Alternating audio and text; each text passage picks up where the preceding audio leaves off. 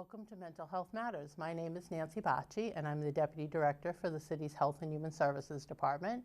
My guest today is Jen Ruggiero, who is the Social Services Manager, also at the Health and Human Services Department. Thanks for coming on today, Jen. Thanks for having me. Excellent. We like to talk about mental health in the broadest sense sometimes, and then also sometimes kind of digging down a little bit more. I feel like the term is often just bandied about in a way that doesn't feel respectful of the actual need to take care of one's mental health and supports that are needed for overall wellness. So I was hoping before we dive into that, you could talk a little bit about the composition of your team and kind of what drew you to wanting to work with the city of Somerville. So let's start with how did we get you and how are we keeping you? So my background is, bachelor's degree in psychology, master's degree in social work, and social work felt like the completion because psychology was really good at understanding the individual, but not necessarily the systems that surround the individual and impact the individual. And spent a lot of time doing community mental health. A lot of it was outreach and home-based. So I got to see in very intimate ways the needs of different communities in the greater Boston area. And then spent a lot of time doing school-based work. And in that role, that's where I realized I really love getting to wear both hats, so to speak, where I had the opportunity to do clinical work with students, but also navigate a system that's, not all that unlike the city. And I think if we can impact systemic change, we create individual change.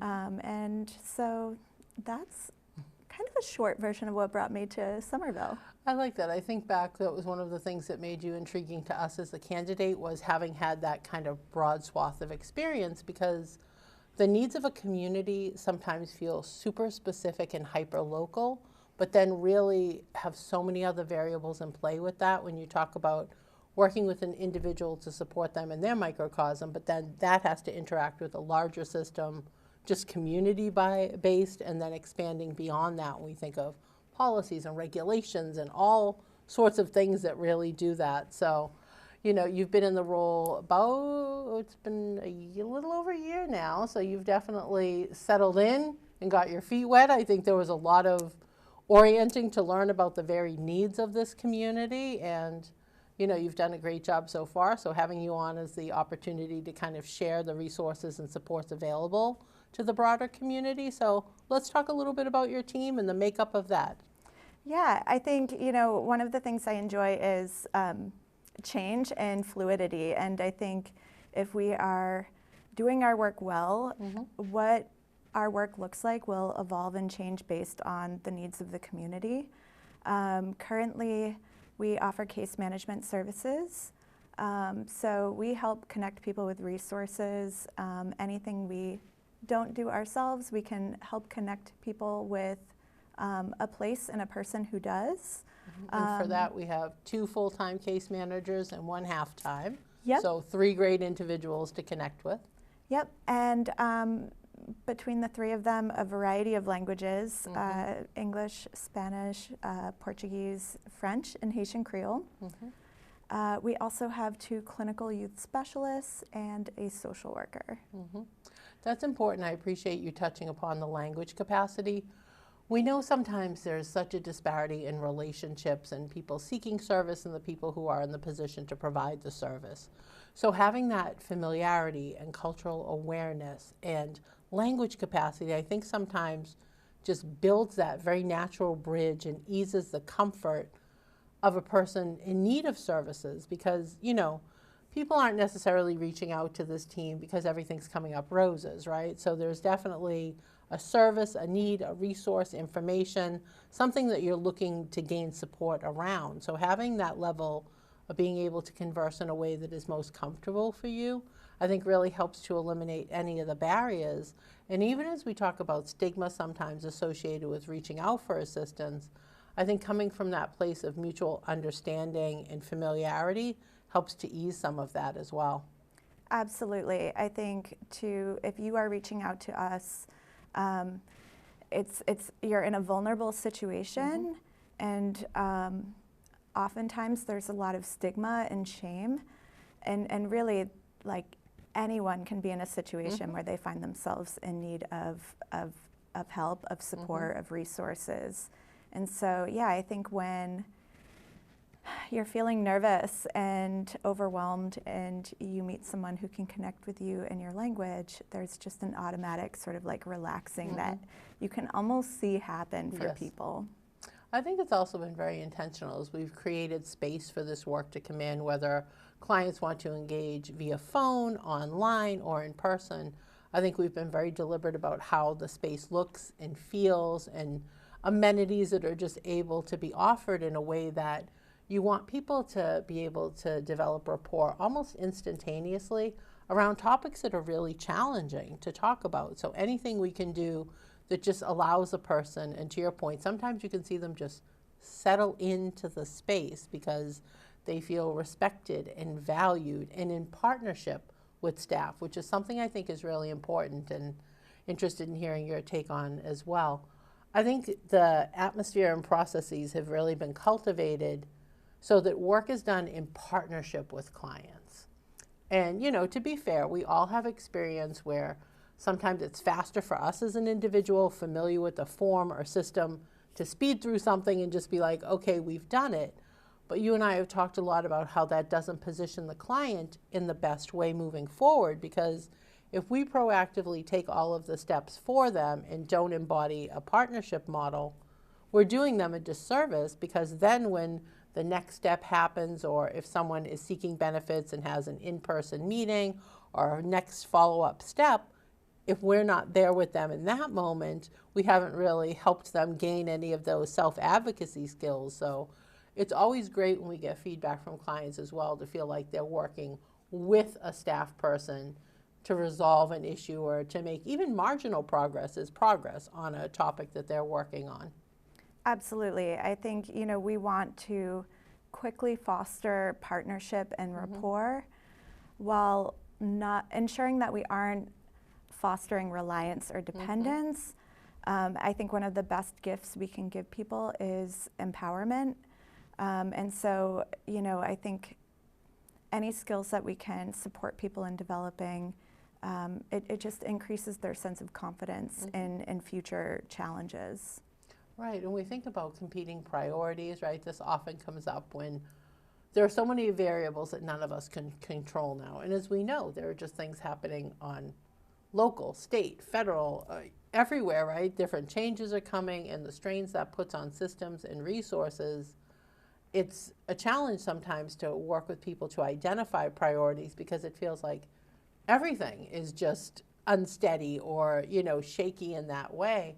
And I think, as we know, Mayor Ballantyne recently announced almost $1 million in funding to support food access, transportation challenges, all of these other things, because this is coming from the everyday concerns we hear from clients. And, you know, as we start to talk a little bit more about the overall importance of mental health in regard to your overall holistic well-being, it's hard sometimes to prioritize that when there are these very real day-to-day challenges where, you know, if you're anxious because of these other things, and trying to find space to intentionally like sort through, why am I feeling anxious, or to name a feeling or emotion, feels like a luxury that people can't always afford to take advantage of. Yeah, and I think it can sometimes, you know, it's great that we are normalizing language around mental health, around self-care. And I think when people are struggling to pay rent and put food on the table, it can be almost blaming or tone deaf to, you know, say, practice self-care. And so I think, you know, to some extent, how could your mental health not be compromised if you're worried about keeping a roof over your head and food on the table and your kids safe? And so I think the same way I think about community needs is how I would think about it clinically, is what can we rule out? So, you know, with mental health, sometimes someone comes because they're depressed or anxious, but turns out they actually have a thyroid condition or a vitamin deficiency. And so, and if someone is presenting as anxious and overwhelmed, what happens to their mental health when they have stable housing, when they aren't worried about food? And then you can kind of see, like, what is mental health and what is, mental health that's impacted by the strains of their environment. Most definitely, and I appreciate you calling out the advice to just like practice self-care. A friend recently recommended a webinar series to me, and I was like, fantastic, I'm always interested in learning new things, and realized the commitment that I would have to make to attend these webinars. So you're coming from a baseline assuming I have access to the technology, that I can carve time out of my day to attend these, and it was all dependent upon you had to commit to a series of 5.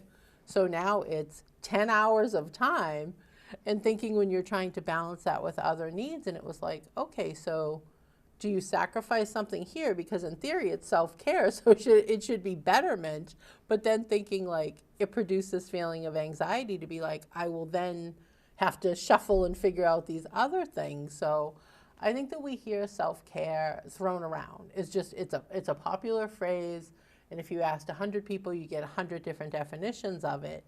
But thinking like, how is the integration of it, whether we're calling it self-care or intentionality or focused breathing, like any of those things, to really understand how do you fit it into so many competing needs.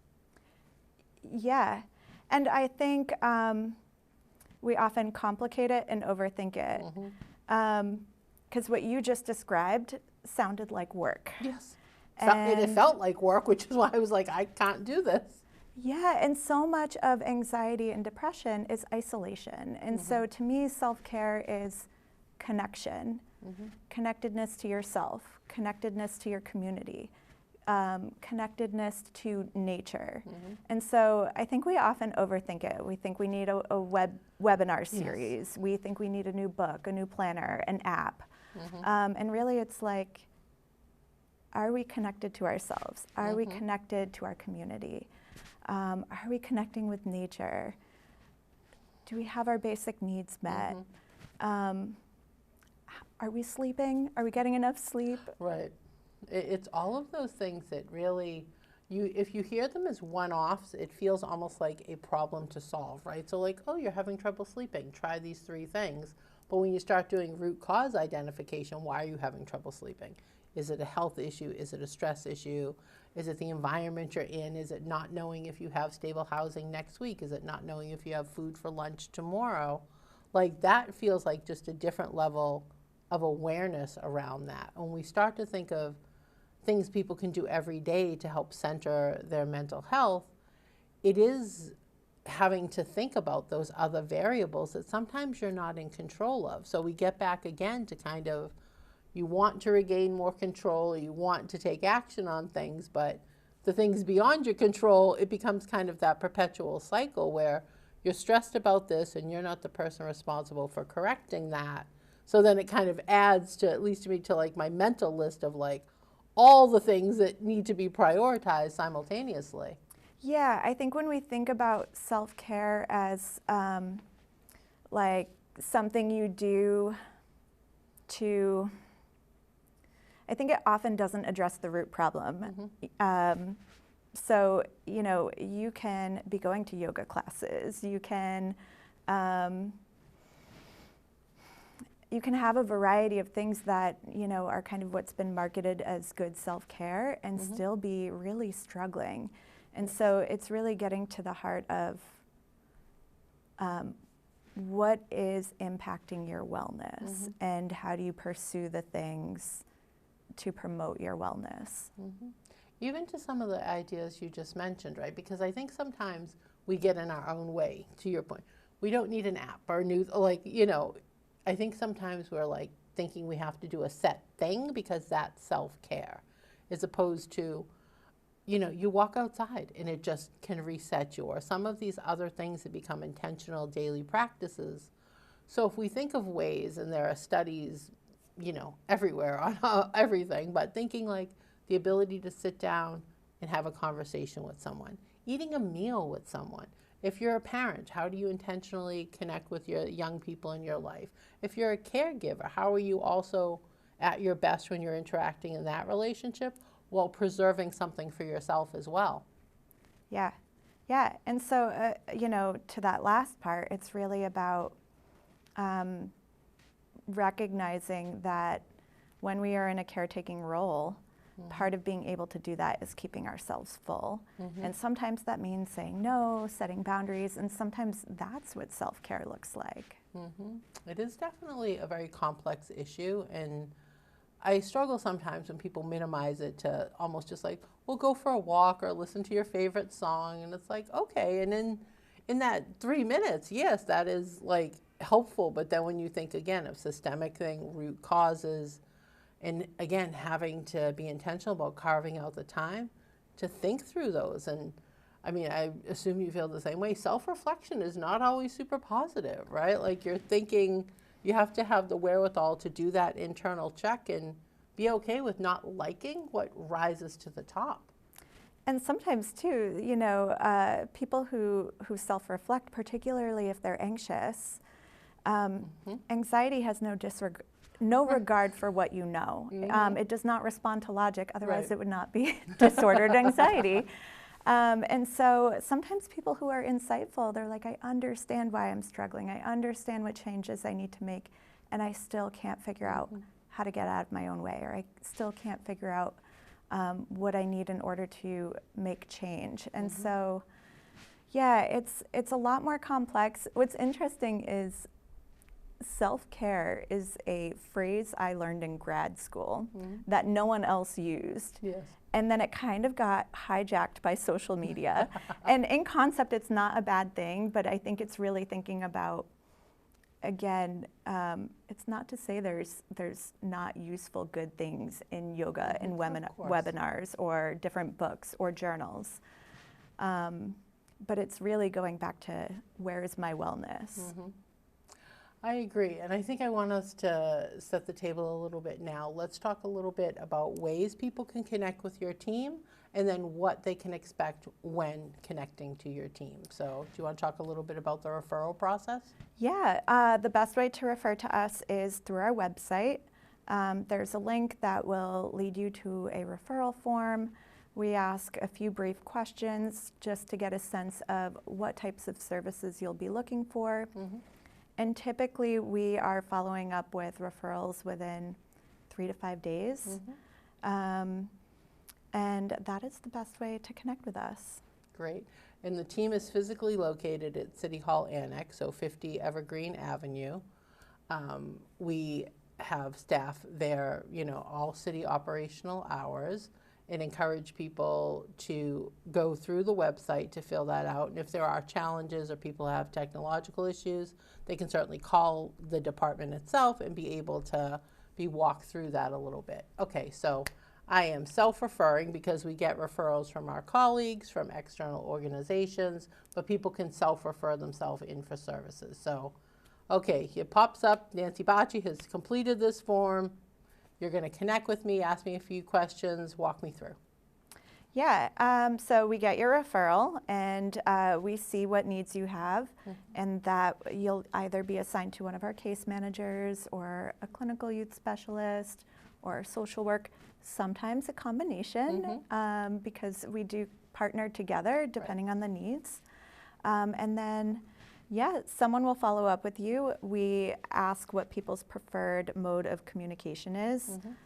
So, if you prefer text, you'll hear from us via text. And then we get started from there. And really, I think our team does a great job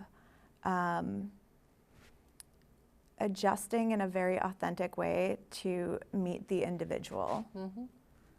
I would agree with that. I also think it's important to note when people are completing this, they're able, so the power is with the person who is getting connected. So they're able to indicate this is an area I need support in, this is an issue that's coming up for me. So really being able to self-select that, I think also starts the relationship and the interaction off from a really positive place, to be no suppositions are made, it's basic information gathering, knowing that more in-depth conversation follows with that.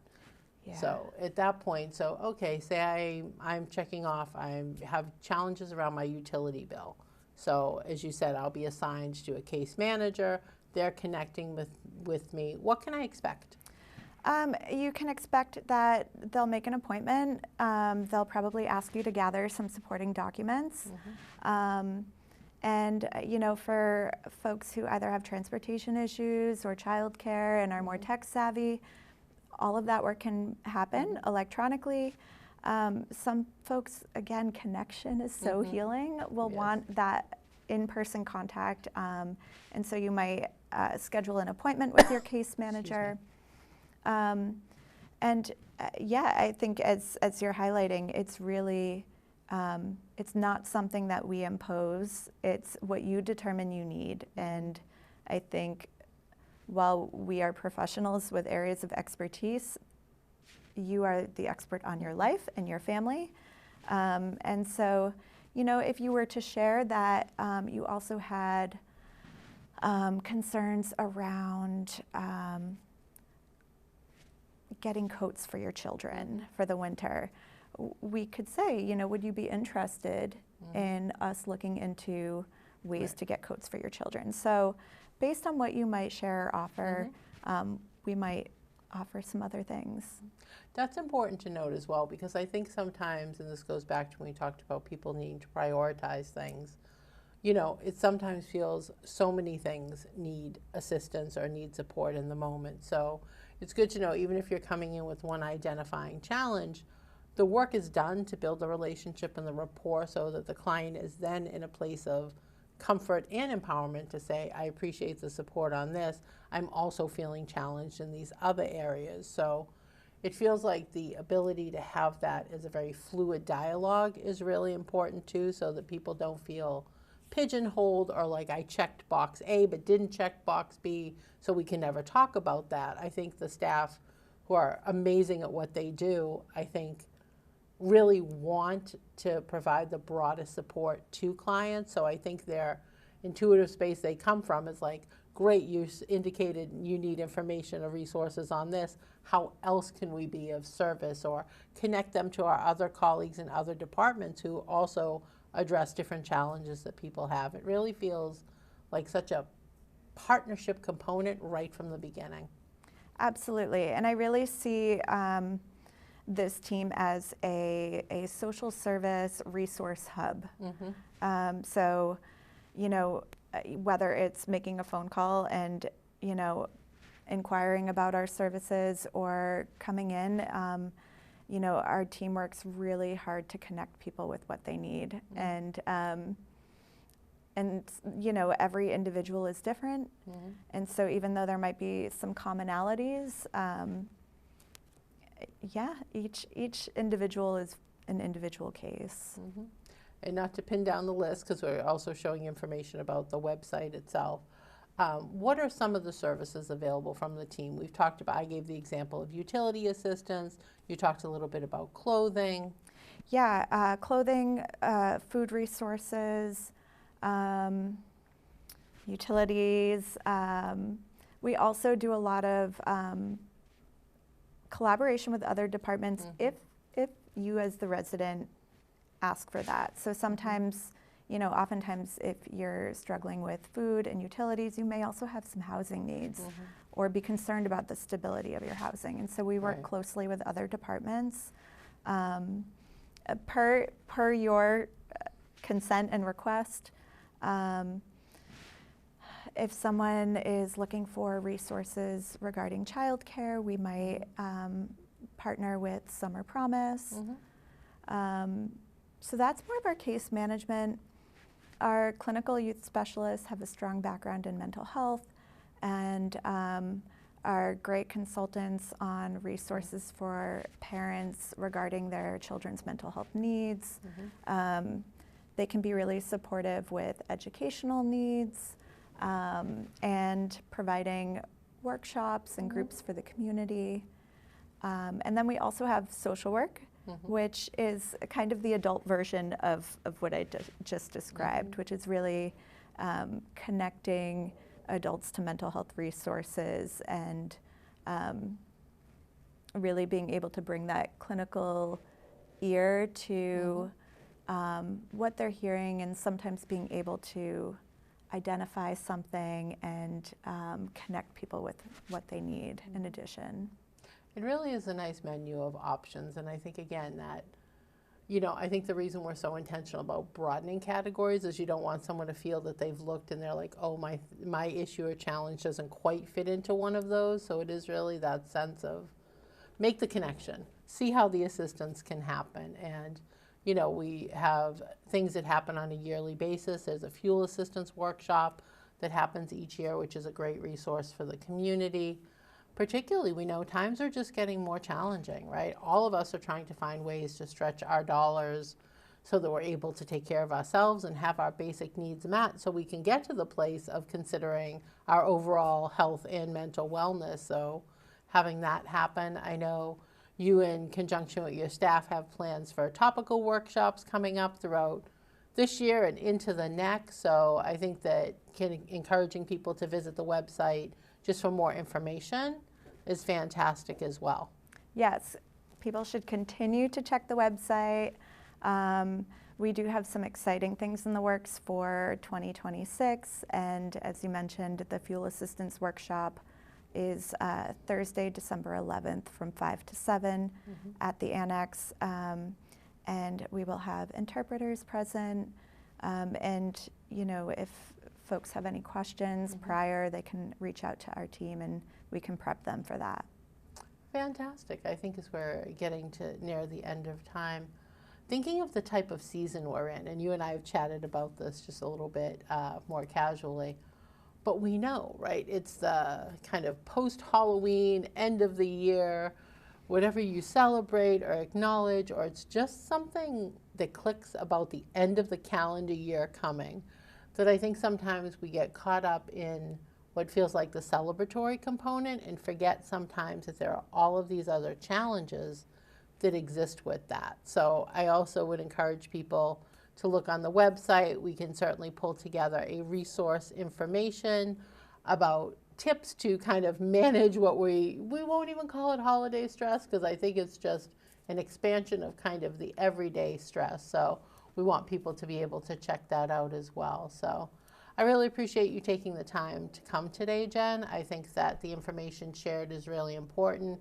and we want to definitely shout out the team. So Emily, Hallery, Janine, Menny, and Tia, under your supervision, are just doing amazing work, along with Rachel, who is our newest hire. So fantastic, and we want people to find out more and bring any concerns or information they're looking for to you and your team's attention. Absolutely. Thank you for having me. Okay, thank you. Thank you for watching Mental Health Matters. We'll see you next time.